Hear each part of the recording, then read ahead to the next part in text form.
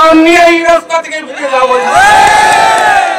আপনারা সবাই জানেন ওনার কার কাছে দুঃখের কথা জানাবে, কোনো ভয় নাই সজল ডাক্তার সাহেব, আমরাই আপনার আব্বা আম্মার ভূমিকা পালন করবো।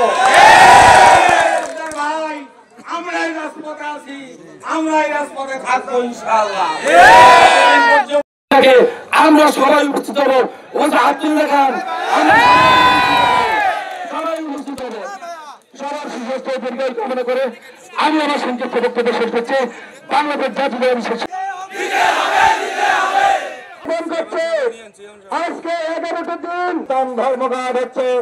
আপনাদেরকে আবারও কালীগঞ্জ উপজেলা যুব দলের পক্ষ থেকে আন্তরিক মোবারকবাদ ও অভিনন্দন জানাচ্ছি।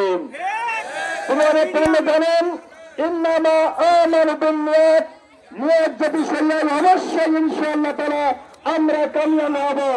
আমাদের নিয়ত সহিহ আছে, যার পরিবর্তিতে আজকে আমাদের প্রিয় নেতার মনোনয়নের জন্য আমরা 11টা দিন রাজপথে ইনশাআল্লাহ থাকবো, যতক্ষণ পর্যন্ত আমাদের মনোনয়ন নিশ্চিত না হবে। হারাবার ভয় পাই না, আমরা যদি ধানের শীতে ভোট। আজকে দীর্ঘ 11 দিন আমরা রাজপথে নেমেছি, কি কারণে এটা সবাই জানেন। আমরা এসেছি ডাক্তার শহীদুল আলমের নমিনির জন্য। আমরা আজ এই রাজপথে নেমেছি এই একটাই দাবির জন্য, আমাদের সবার প্রিয় ডাক্তার মোহাম্মদ শহীদুল আলমের মনোনয়নের জন্য। আমি অবস্থান কর্মসূচিতে সংক্ষিপ্ত বক্তব্য দেওয়ার জন্য আপনাদের সামনে উপস্থিত হয়েছি। সংগ্রামী নেতৃবৃন্দ, আপনাদের মনে থাকার কথা, আমাদের ভারপ্রাপ্ত চেয়ারম্যান জনাব তারেক রহমানের দৃষ্টি আকর্ষণ করছে।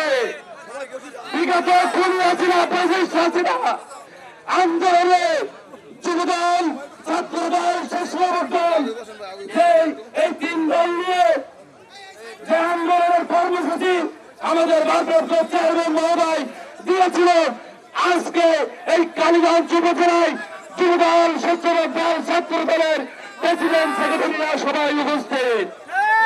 সংগ্রামী নেতৃবৃন্দ,